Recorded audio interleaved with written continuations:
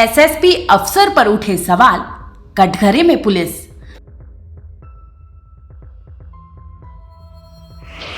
बिना postmortem report के police ने कैसे माना कातिल? इतना मानसिक विक्षिप्त था कि उसने सबको मारना पसंद किया, अपने सगे भाई को छोड़ के, अपने खुद की औलाद को, 3 बच्चों को ब्रूटली, सबसे छोटे बच्चे को जो 4 साल का था उसके सर पे हथौड़ी से वार करेगा कोई? क्या एसएसपी साहब कौन सी पढ़ाई पढ़े हैं, हम समझ नहीं पाए। इतना तो हम फोटो देख के कोई भी बता देगा उन्होंने ऐसा बयान कैसे दे दिया, जिसको एसएसपी साहब यानी कि मेरे जीजा जी को जो बता रहे थे कि उन्होंने ही मानसिक विक्षिप्त होने के नाते सब किया है। मानसिक विक्षिप्त आदमी के सर में 2 गन शॉट पाया गया है कट्टे से, एक इधर से और एक इधर से, प्लस हथौड़ी का भी निशान पाया गया है। तो मानसिक विक्षिप्त के साथ लग रहा है वो कुछ ज़्यादा ही पावरफुल थे और 2-3 कट्टों से खुद को मार रहे थे, हथौड़ी भी तीसरे हाथ से मार रहे थे। तो ये तो एसएसपी साहब, इसका अब मुझे जवाब चाहिए उनसे कि पहले दिन उन्होंने ऐसा बयान कैसे दिया और ट्विटर हैंडल से अपने डिलीट कैसे किया। एक ही परिवार के 6 लोगों की मौत की गुत्थी सुलझने की बजाय उलझती ही चली जा रही है। शनिवार यानी 11 मई को पहले खबर आई थी कि यूपी के सीतापुर के पाल्हापुर गांव में एक ही परिवार के 5 लोगों की हत्या कर दी गई। इसके बाद कातिल ने खुद को गोलियों से भूनकर मौत के घाट उतार दिया। तभी एक दिन बाद यानी रविवार 12 मई तक इस मामले में ट्विस्ट पर ट्विस्ट आने लगा। सबसे पहला ट्विस्ट तो तब आया जब मृतक प्रियंका के भाई अंकित ने अपनी बहन बहनोई के साथ हुई वारदात को मर्डर बताया था। पहले दिन तो सीतापुर के एसएसपी द्वारा उनको ही बता दिया गया, मेरे जीजा को, कि वो मानसिक विक्षिप्त हैं और नशा करते हैं, ये करते हैं। और उन्होंने मीडिया के सामने बाइट दी कि उन्होंने ही सबको मार दिया। प्लस लेकिन मौके पे तो स्वयं पहुंचे थे, तो उनसे ये पूछना था कि पहली बात तो मानसिक विक्षिप्त आदमी को कोई घर पे क्यों रखेगा, और वो इतना मानसिक विक्षिप्त था कि उसने सबको मारना पसंद किया, अपने सगे भाई को छोड़ के, अपने खुद की औलाद को, 3 बच्चों को ब्रूटली, सबसे छोटे बच्चे को जो 4 साल का था उसके सर पे हथौड़ी से वार करेगा कोई? क्या एसएसपी साहब कौन सी पढ़ाई पढ़े हैं, हम समझ नहीं पाए। इतना तो हम फोटो देख के कोई भी बता देगा उन्होंने ऐसा बयान कैसे दे दिया। क्या वो तो मौके पे पहुंचे थे ना, हम तो मौके पे अभी तक नहीं पहुंच पाए, क्योंकि हमें तो मोर्चरी, हम लखनऊ से निकले हैं जब भांजा मेरा आया है, रास्ते में ही ख़त्म हो गया। हॉस्पिटल के बाहर, ट्रॉमा सेंटर के बाहर पहुंचते पहुंचते वो भी ख़त्म हो गया। सुबह 7 बजे समझ लीजिए कि उस बच्चे में जान थी, वो हम बचा नहीं पाए। वहाँ पे किसी ने उसको बचाने के बारे में नहीं सोचा। और उसके बाद एसएसपी साहब ऐसा बता रहे हैं कि वो फाइनेंशियल क्राइसिस और ये वो। फाइनेंशियल क्राइसिस वाले लोग ऐसी लाइफ जीते हैं? हमारे बच्चों को देख के कहीं से लगता है आपको? तीनों जो भांजे थे आपके सीमित स्कूल में पढ़ाई करते थे? भाई एमएस स्कूल में पढ़ाई करते थे, और यहाँ लखनऊ में फ्लैट था जो मेरी सिस्टर ने लिया था,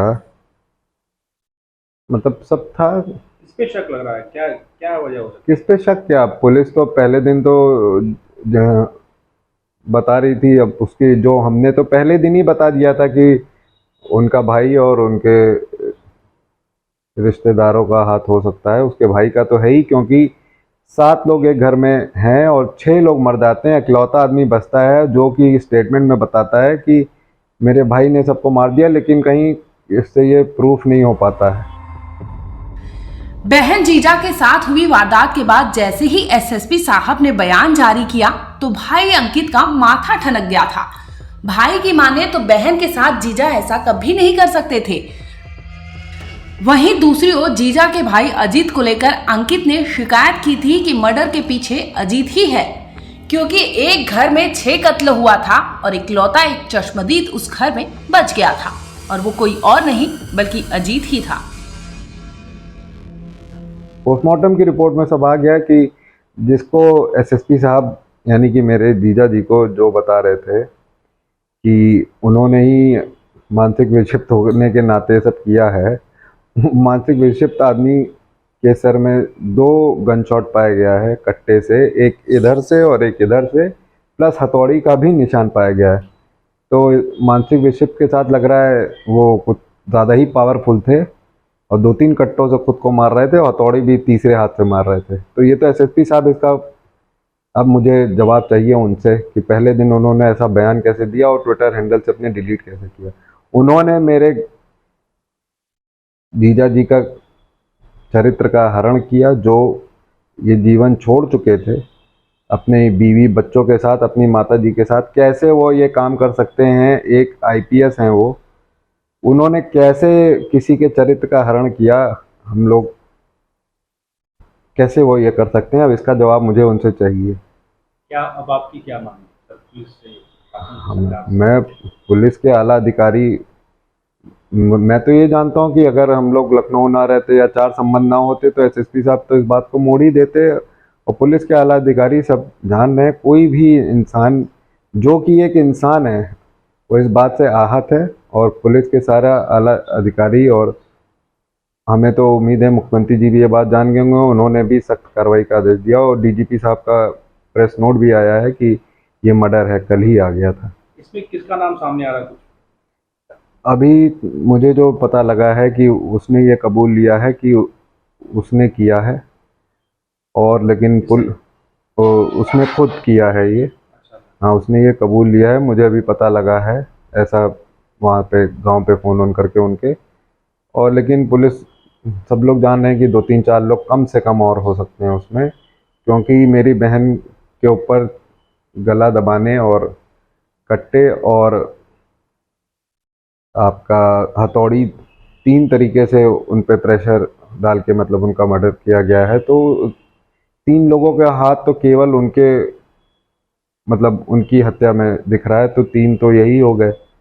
तो इसका मतलब 3 से 4 लोगों के होने की आशंका है। वो किन लोगों को छुपाना चाह रहा है, बेहतर वो पुलिस अपने हिसाब से निकाल लेगी।